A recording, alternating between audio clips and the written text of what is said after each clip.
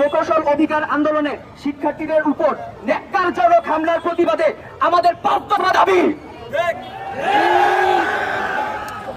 এক, স্বরাষ্ট্র উপদেষ্টা জাহাঙ্গীর আলম চৌধুরীকে প্রকৌশল অধিকার আন্দোলনের শিক্ষার্থীদের উপর বর্বরিচিত এবং ন্যাক্কারজনক হামলার জন্য আন্দোলনকারীদের সামনে এসে উপস্থিত হয়ে উক্ত ঘটনার জন্য ক্ষমা চাইতে হবে এবং সেই সাথে জবাবদিহি করতে হবে। 2, প্রজ্ঞাপনের মাধ্যমে ইতিপূর্বে গঠিত কমিটিকে আমরা আমাদের প্রতিনিধিত্বের অনুপযুক্ত মনে করি। উক্ত কমিটিকে আমরা প্রত্যাখ্যান করলাম।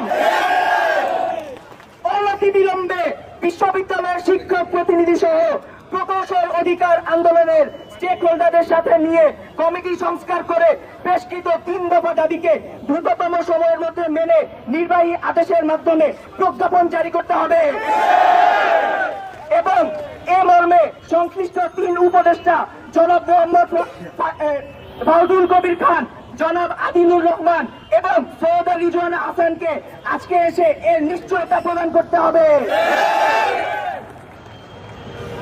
3, হামলায় আহত সকল শিক্ষার্থীদের চিকিৎসার ব্যয়ভার সরকারকে বহন করতে হবে এবং উক্ত আন্দোলন চলাকালীন সময়ে সকল শিক্ষার্থীদের সুরক্ষা নিশ্চিত করতে হবে।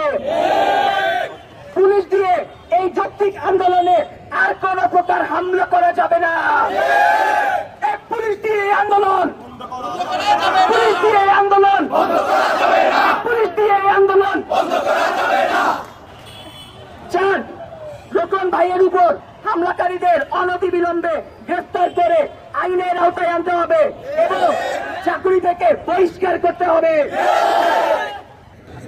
যেসব পুলিশ এই ন্যাক্কারজনক হামলার সাথে জড়িত তাদের বহিষ্কার করতে হবে।